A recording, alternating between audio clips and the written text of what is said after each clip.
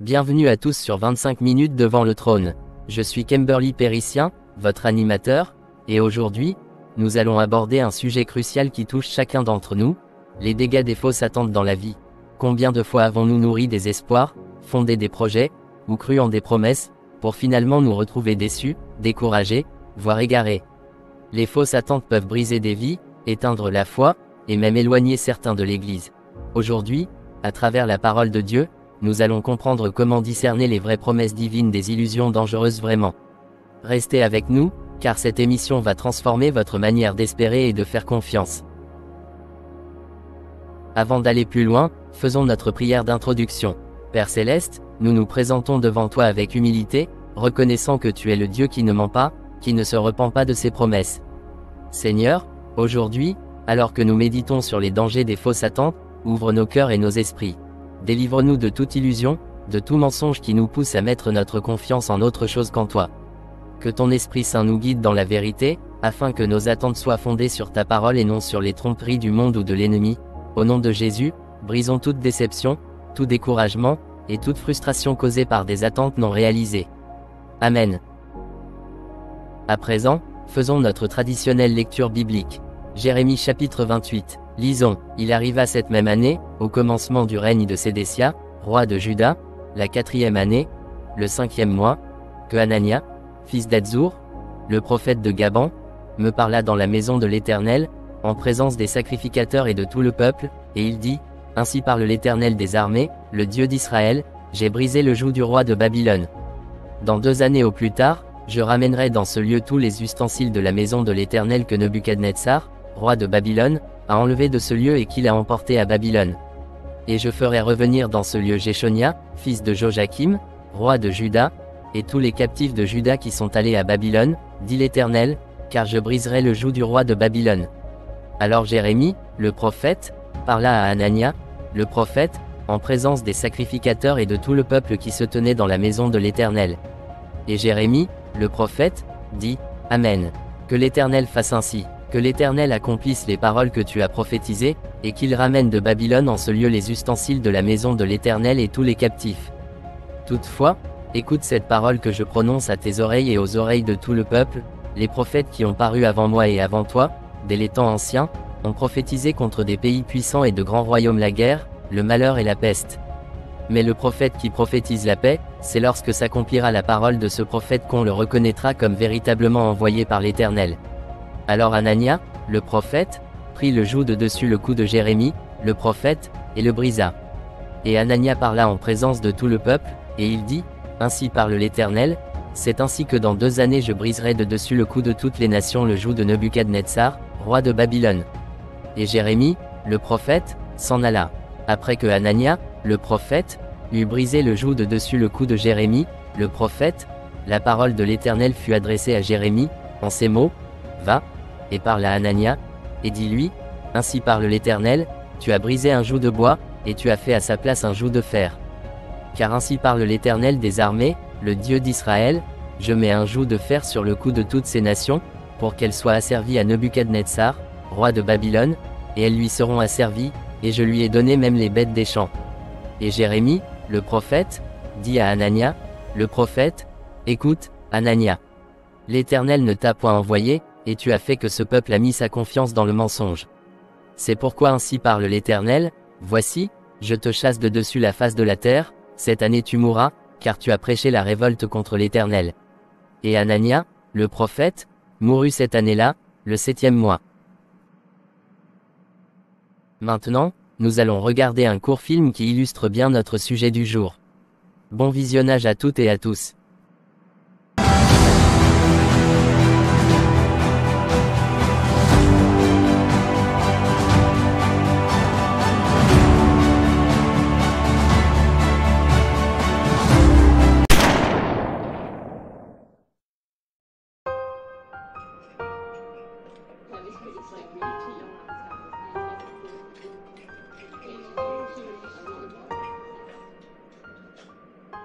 Pasteur Georges, je dois vous parler de quelque chose qui me pèse énormément sur le cœur. Je suis frustré dans ma marche avec Dieu. Cela fait 10 ans que je le sers, je prie, je jeûne, je vais en tournée missionnaire, Je prie pour les malades, je fais tout ce que je peux pour lui plaire. Mais ce qui me dégoûte, c'est que ma petite sœur Claudia, qui a à peine 1 an de conversion, s'est déjà mariée. Moi, je suis toujours célibataire. Pourquoi, pasteur? Pourquoi Dieu permet-il cela? Ça me décourage tellement que j'ai presque envie d'arrêter de marcher avec lui. Dina, je comprends ta frustration, mais je veux que tu saches une chose ma fille, servir Dieu n'est pas une course pour recevoir des choses comme le mariage, l'argent, ou une voiture. Servir Dieu, c'est l'aimer, l'adorer, et le suivre parce qu'il est digne de notre amour et de notre adoration. Si tu sers Dieu par amour, tu ne seras pas frustré parce que ta sœur s'est mariée avant toi. Le mariage n'est pas une course pour savoir qui va arriver en premier et obtenir la bague comme un trophée. Mais pasteur, c'est injuste.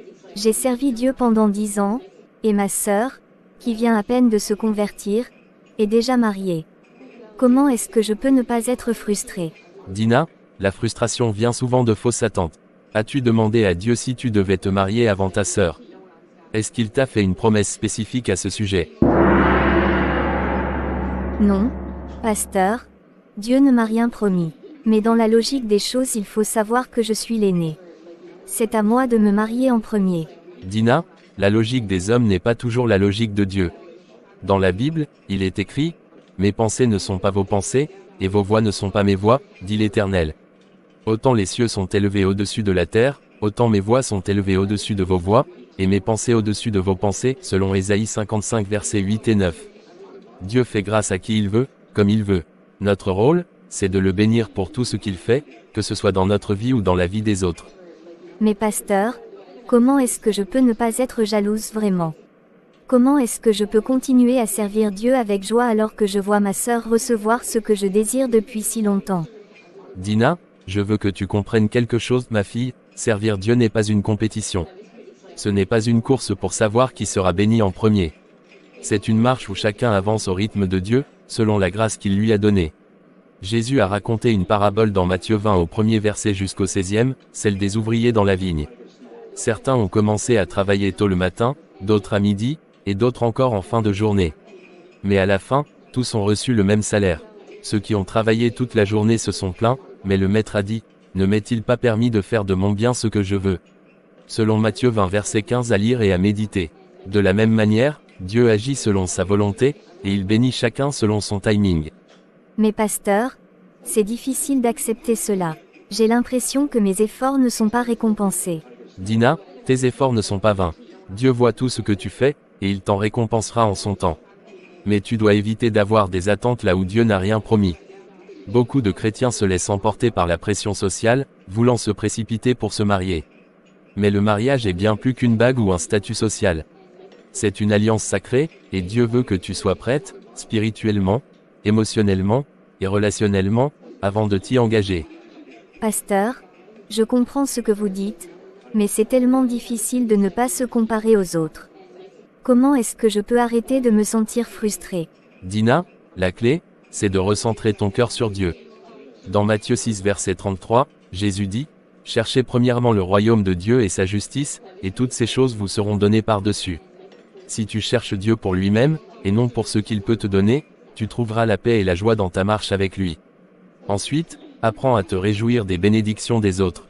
Dans Romains chapitre 12 au 15e verset, il est écrit, « Réjouissez-vous avec ceux qui se réjouissent. » Si tu peux te réjouir du mariage de ta sœur, tu verras que ton cœur sera plus léger.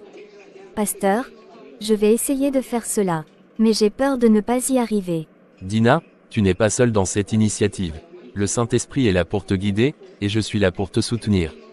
Si tu as besoin de prière ou de conseils, n'hésite pas à en parler. Dieu a un plan pour ta vie, et il veut te voir grandir dans la foi et dans l'amour. Merci, Pasteur Georges. Je vais essayer de recentrer mon cœur sur Dieu et de l'aimer pour lui-même. Je ne veux plus laisser la frustration me détruire. Que Dieu te bénisse abondamment, Dina. Et souviens-toi de cette promesse, ceux qui espèrent en l'Éternel renouvellent leurs forces. Ils prennent leur vol comme les aigles, ils courent, et ne se lassent point, ils marchent, et ne se fatiguent point, selon Ésaïe 40 verset 31. Continue à chercher Dieu, et tu verras sa fidélité dans ta vie. Seigneur Jésus, je me présente devant toi aujourd'hui avec un cœur repentant et humble. Je viens à toi pour te demander pardon pour ma récente attitude. J'ai laissé la frustration, la jalousie, et la déception prendre le dessus dans mon cœur. J'ai été amère envers toi parce que ma sœur s'est mariée avant moi, et j'ai même envisagé d'arrêter de te servir. Seigneur, je reconnais que j'ai eu tort. J'ai eu une mauvaise attitude, et je te demande pardon pour cela. Père, je sais que tu es bon, que tu es fidèle, et que tu as un plan pour ma vie. Mais j'ai laissé mes émotions et mes attentes humaines obscurcir cette vérité. J'ai oublié que te servir, c'est aimer pour qui tu es, et non pour ce que tu peux me donner. Aujourd'hui, je te demande pardon pour avoir fait de mon service une compétition, pour avoir cherché des bénédictions plutôt que ta présence. Purifie mon cœur, Seigneur, et renouvelle en moi un esprit bien disposé. Seigneur, je te prie de m'aider à recentrer mon cœur sur toi. Aide-moi à t'aimer pour toi-même, à t'adorer parce que tu es digne, et à te servir avec joie, peu importe les circonstances. Donne-moi la grâce de ne plus me comparer aux autres, de ne plus être jalouse de ce qu'ils reçoivent, mais de me réjouir avec ceux qui se réjouissent. Aide-moi à voir ta main dans la vie des autres, même quand je ne comprends pas ce que tu fais dans la mienne. Père, je te prie aussi de m'aider à abandonner mes fausses attentes. J'ai réalisé que j'avais des attentes là où tu n'avais rien promis. Je m'attendais à me marier avant ma sœur simplement parce que je suis l'aînée, mais je sais maintenant que ta logique n'est pas la mienne. Aide-moi à faire confiance à ton timing, à ta sagesse, et à ton amour. Je déclare que tes pensées envers moi sont des pensées de paix et non de malheur, pour me donner un avenir et de l'espérance. Seigneur, je te prie aussi pour ma sœur Claudia. Aide-moi à être une source de soutien et d'encouragement pour elle dans son nouveau mariage. Donne-moi un cœur généreux, un cœur qui se réjouit de ses bénédictions sans amertume ni jalousie. Aide-moi à être une sœur aimante et une servante fidèle, qui te glorifie dans toutes ses actions. Père, je te prie aussi pour ma propre vie. Si le mariage fait partie de ton plan pour moi, prépare-moi. Rends-moi prête, spirituellement, émotionnellement, et relationnellement, pour cette étape. Mais si ce n'est pas ta volonté, donne-moi la grâce de vivre pleinement ma vie célibataire, en te servant avec joie et en accomplissant ton œuvre. Je veux que ta volonté soit faite dans ma vie, et non la mienne. Enfin, Seigneur, je te remercie d'avance pour ce que tu vas faire dans ma vie. Je te remercie parce que tu es fidèle, parce que tu es bon, et parce que tu m'aimes. Je te remercie pour ta grâce qui me permet de recommencer, de changer, et de grandir. Je te remercie pour ta puissance qui brise les chaînes et qui libère les captifs.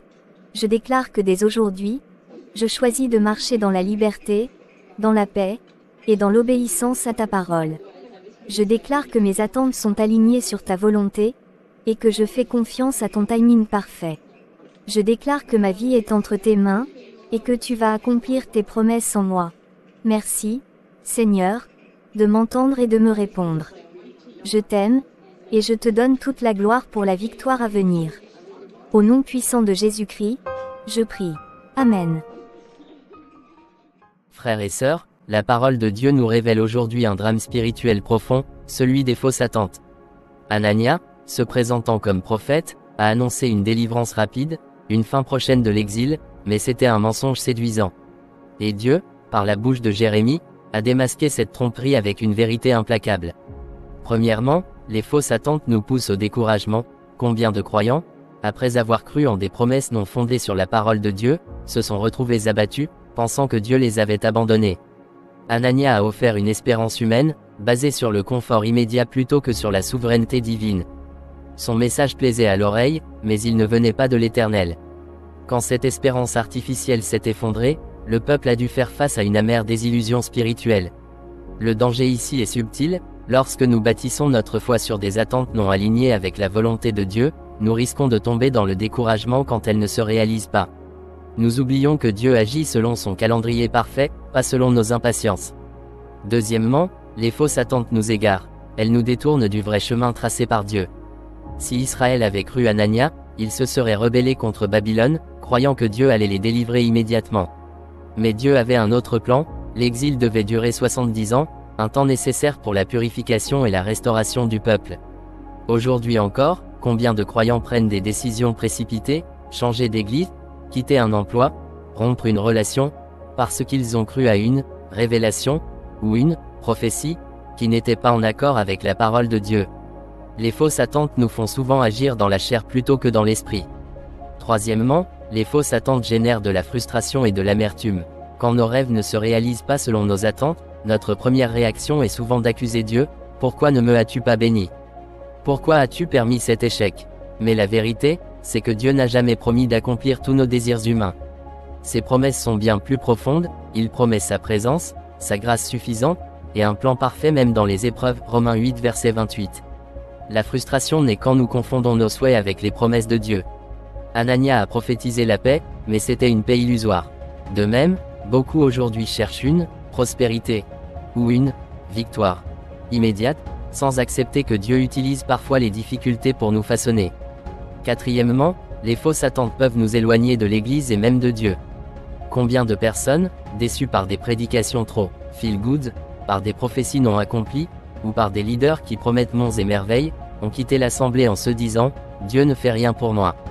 Le piège est dangereux, quand notre foi est bâtie sur des attentes erronées, notre relation avec Dieu devient conditionnelle. Si tu ne me bénis pas comme je l'espère, je te tourne le dos. C'est une foi centrée sur l'homme, pas sur Christ. La solution divine, ancrer nos attentes dans la vérité. Jérémie 28 verset 15 est clair, l'Éternel ne t'a point envoyé, et tu inspires à ce peuple une fausse confiance. Dieu nous appelle à 1. Discerner sa voix à travers sa parole, pas à travers nos émotions ou les paroles séduisantes. 2. Accepter ses délais, son timing est parfait, même quand il contredit nos impatiences. 3. Résister aux prophéties de confort qui ignorent la croix et la sanctification. 4. Garder confiance, même quand les promesses tardent, car « Celui qui a commencé en vous cette bonne œuvre la rendra parfaite » Philippiens 1 verset 6. Frères et sœurs, ne laissons pas les déceptions voler notre joie. Comme Jérémie, tenons ferme à la vérité, même si elle est difficile. Car les attentes fondées sur Dieu ne trompent jamais. À présent, nous allons écouter un témoignage de la sœur Magali et tout de suite après, celui de Jacob sur les fausses attentes. Nous vous reviendrons après. Frères et sœurs, je m'appelle Magali, et je veux partager avec vous une épreuve qui a failli briser ma foi, à cause d'une fausse attente. Tout a commencé il y a 2 ans. J'étais dans une situation difficile, mère célibataire, sans emploi, avec des dettes qui s'accumulaient. Un dimanche, j'ai entendu un prédicateur parler de la foi qui provoque la prospérité. Il disait, si tu crois sans douter, Dieu est obligé de te bénir.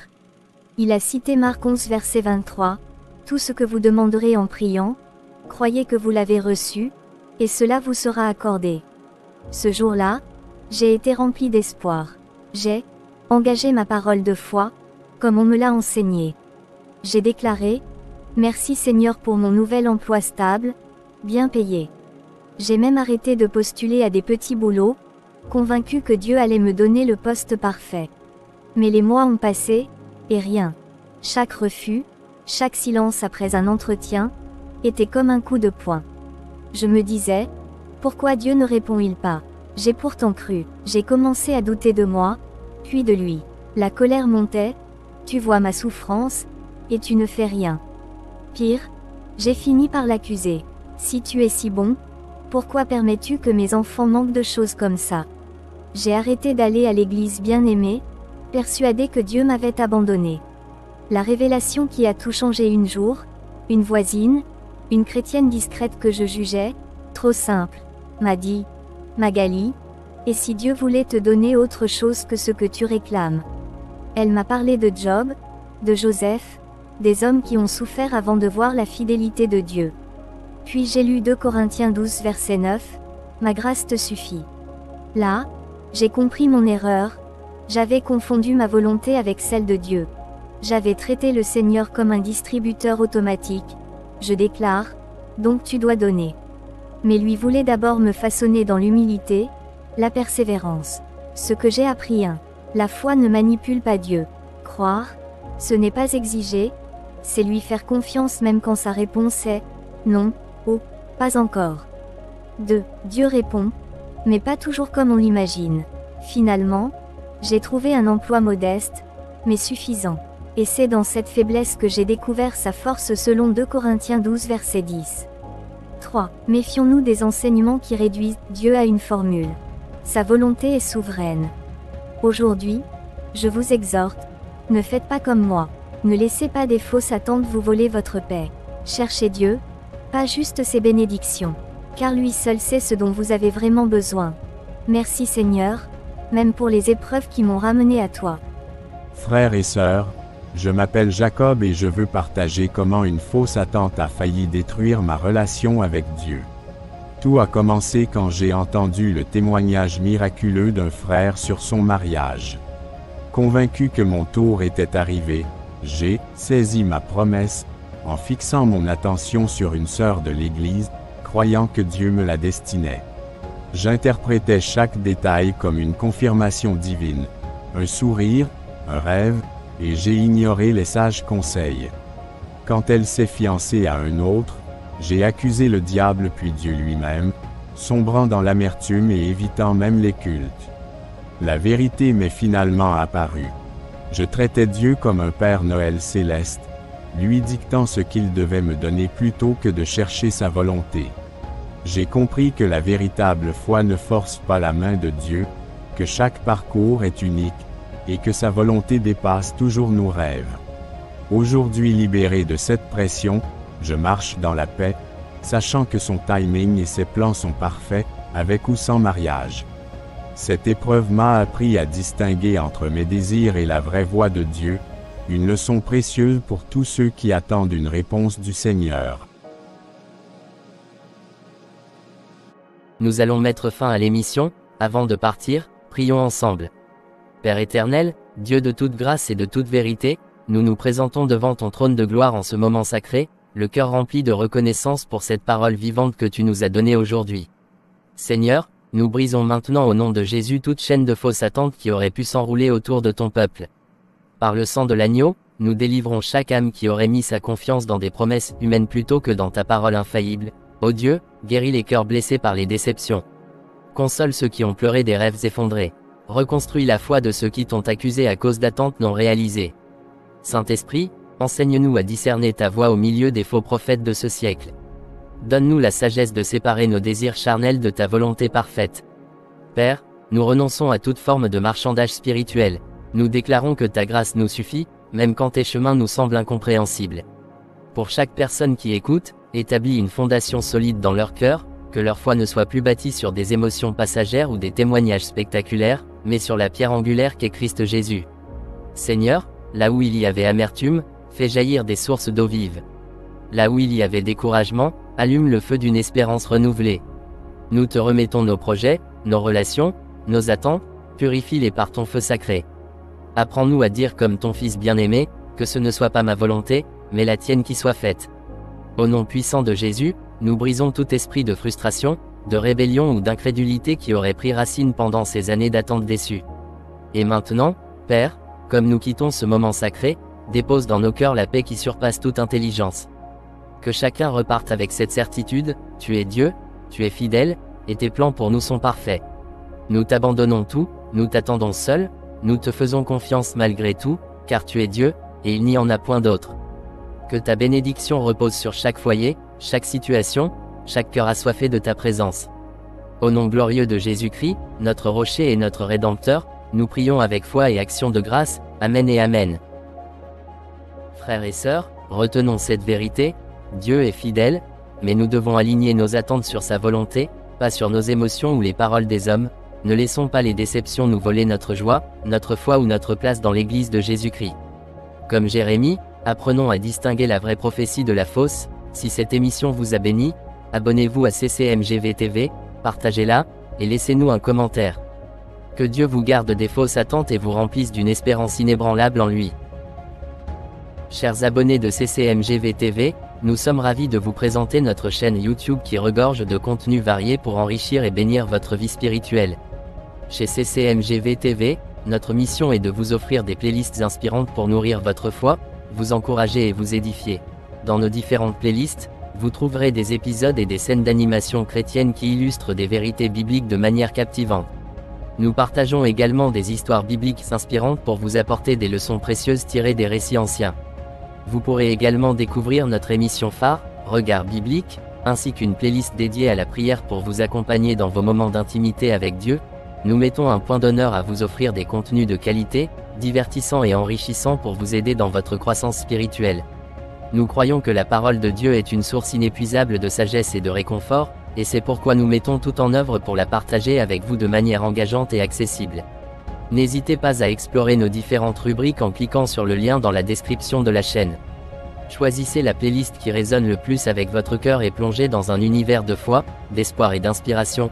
Nous sommes reconnaissants de vous compter parmi nos abonnés et nous espérons que nos contenus sauront vous toucher et vous accompagner dans votre cheminement spirituel.